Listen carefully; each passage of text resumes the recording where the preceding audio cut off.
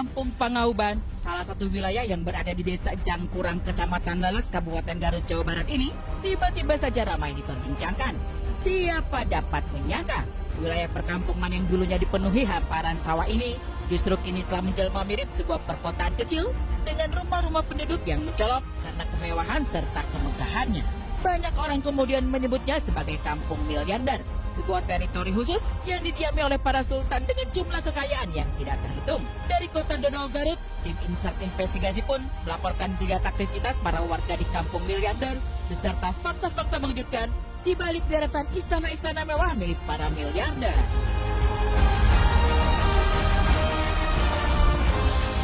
Pemirsa Insert Investigasi, Garut dijuluki sebagai kota dodol yang memiliki banyak keunikan, salah satunya di Kampung Pangauban, Desa Jangkurang. Nah, banyak masyarakat yang belum mengetahui bahwa di kampung ini terdapat kampung yang dinamakan Kampung Miliarder karena sejumlah rumah warga di sini nuansanya mewah dan megah. Dan uniknya lagi, di kampung ini masih memiliki ciri khas perkampungan dengan dilalui angkot-angkot dan memiliki pemandangan pegunungan. Dan kabarnya juga para masyarakat di sini profesinya adalah pengusaha tas, dan saat ini tim Insert Investigasi akan mencoba menelusuri kampung miliarder dan menemui para warganya. Menyaksikan dari dekat deretan rumah-rumah mewah dengan arsitektur Eropa klasik ini, siapapun tak akan menyangka bahwa para pemilik yang tinggal di rumah-rumah bak istana tersebut bukan datang dari kalangan bangsawan ataupun konglomerat dari kota, melainkan hanya orang-orang desa yang sehari-harinya menjalani profesi sebagai pengrajin tas. Tim Insert Investigasi berhasil menemui salah satu warga yang berpenampilan sederhana tapi memiliki usaha konveksi tas sendiri dengan omset setiap bulannya mencapai ratusan juta rupiah. Keseharian saya pengrajin tas juga di sini. Hampir mayoritas pengrajin tas gitu. Ya per bulan ratusan mungkin lah. Bahkan lebih. Itu yang punya konveksi. Ya itu ratusan lah per bulan. Sehari-hari menekuni pekerjaan sebagai pengrajin tas sejak tahun 2003, kini Dani boleh memanen buah manis dari kerja keras serta ketekunan yang dimiliki. Dari berbagai model tas yang diproduksi secara homemade, permintaan dari berbagai daerah pun tak pernah sepi, hingga menjadi ladang rezeki yang tidak terkira. Kalau saya mah dari 2000-an lah, 2003. Hampir semua jenis tas, baik dari tas anak, tas sekolah, tas pakaian, tas ransel. Hampir semua jenis tas insya Allah ada di sini lah. Hampir setiap daerah Indonesia masuk. Untuk yang di daerah sini gitu. Kebanyakan ke luar daerah. Jakarta, Bandung, daerah Sumatera, Kalimantan, Sulawesi. Ya, kayaknya seluruh Indonesia. Dani hanya salah satu pengrajin yang terlahir sebagai keluarga petani, tapi kini menjelma sebagai pengusaha kaya raya. Kusniawan, salah satu pengrajin tas yang juga berhasil kami temui, justru melakukan gebrakan lewat penjualan secara online. Yang mengejutkan, sosok anak muda ini tidak hanya menjual ke berbagai daerah di tanah air, tapi juga sampai ke luar negeri seperti Brazil, Filipina, dan Vietnam. Dan omset yang diperolehnya pun tak tanggung-tanggung, mencapai 600 juta rupiah per bulan. Kalau ini kan saya cuma online aja, jadi ya seluruh Indonesia sampai ada kan kalau dilihat di marketplace ada yang ke Brazil sampai Filipina, Vietnam juga.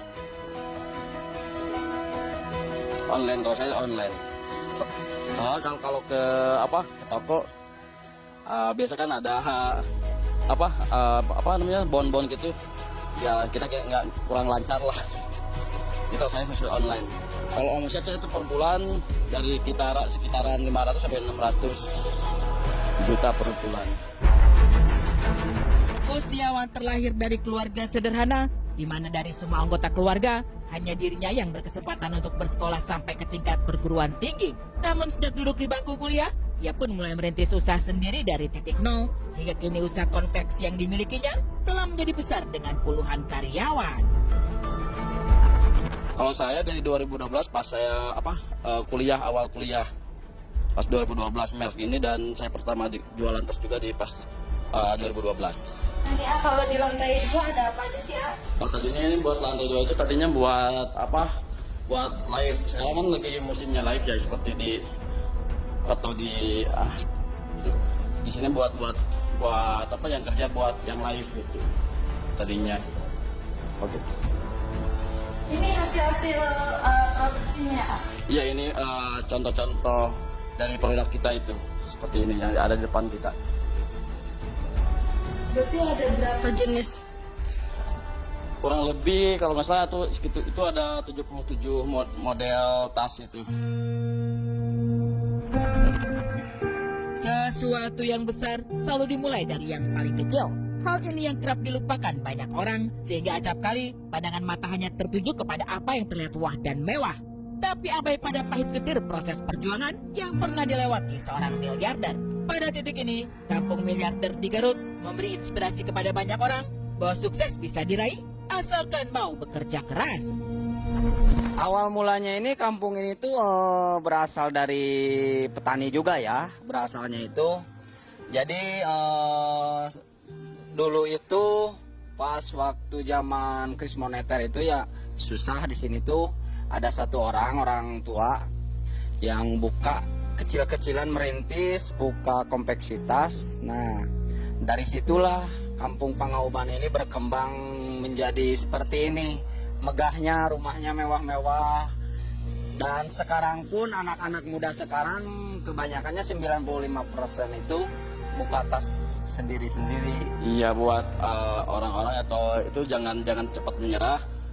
Saya pun dari orang desa bisa jualan, bisa berproduksi seperti berpenghasilan seperti orang kota pada umumnya gitu.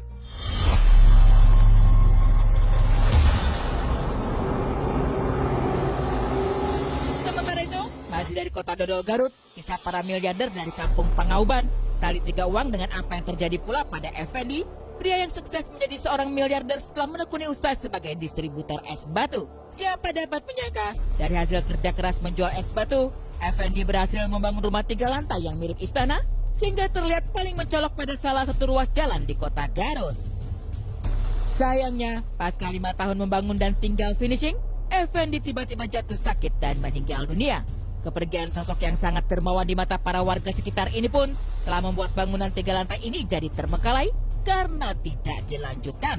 Padahal dana yang telah dihabiskan disebut-sebut mencapai 12,5 miliar rupiah. Rumah ini karena terbengkalai, karena kan yang punyanya itu kan meninggal waktu tahun 2009. Meninggal, saya sebagai adiknya, ada yang nomor 2 gitu. Jadi yang itu si bapak itu waktu sakit teh ngasih ini sama saya, ngasih wasiat katanya kalau kita meninggal katanya kamu yang menungguin, menitipin gitu. Nitipin sebagai adiknya. Ini kan agen es batu penyalur gitu. Ini bangunan ini dari pertama sampai begini 12,5. Habisnya 12,5. Akhirnya ditunggu aja sama saya dari 2009 sampai sekarang gitu. Nungguin mau dikeluarin, mau dijual gitu. Nggak mau diselesaikan, mau dikeluarkan. Kalau saya itu suka lewat Bu, dari Limbangan ke Garut gitu, ada keperluan semisal beli barang bapak bagaimana seperti itu. Jadi saya itu kenapa ini terbengkalai gitu. Orangnya baik gitu. Kalau istilahnya dermawan lah. Ya disayangkan apa malu buat ya. Masalah ini pasti sayang ya sayang lah. Cuman ya keluarganya nggak yang ngabisin. Berpindah dari Garut, Jawa Barat menuju Tuban, Jawa Timur, warga 5 desa di Kecamatan Jenu mendadak menjadi perbincangan baru-baru ini. Kelima wilayah desa, yaitu Mentoso, Rawasan, Sumbergeneng, Beji, dan Kaliuntu, berhasil dibeli oleh salah satu perusahaan ternama di Indonesia, sehingga para warganya pun masing-masing kecipratan uang kaget sebagai biaya ganti lahan pertanian dan rumah. Disebut-sebut, setiap kakak menerima uang yang tidak sedikit, sehingga warga di wilayah kecamatan ini pun mendadak kaya, sampai-sampai dijuluki sebagai kampung miliarder. Hal itu terlihat pada setiap rumah yang tiba-tiba saja memiliki kendaraan roda 4, serta banyak harta kekayaan lainnya. Tim Insert Investigasi pun mendatangi lokasi kampung para miliarder di Tuban, Jawa Timur ini.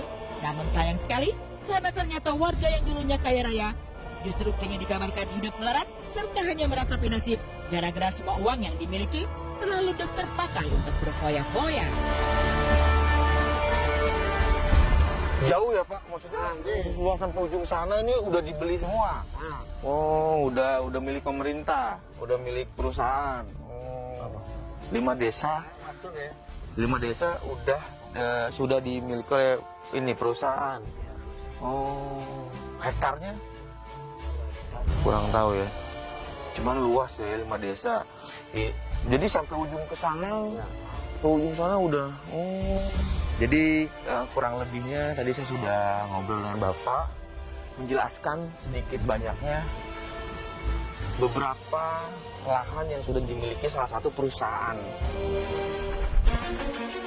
Dari desa, para miliarder menebar inspirasi sebagai pengusaha sukses. Dari desa, ada pula seorang guru honorer rela membangun sekolah gratis dengan uang dari hasil penghasilan sendiri sebagai penjual sapu ijuk. Seperti apa penelusuran tim Insert Investigasi langsung dari sekolah gratis yang dibangun Ahmad Jamaluddin, sang pahlawan tanpa tanda jasa di Cianjur, Jawa Barat. Simak sesaat lagi, jangan kemana-mana.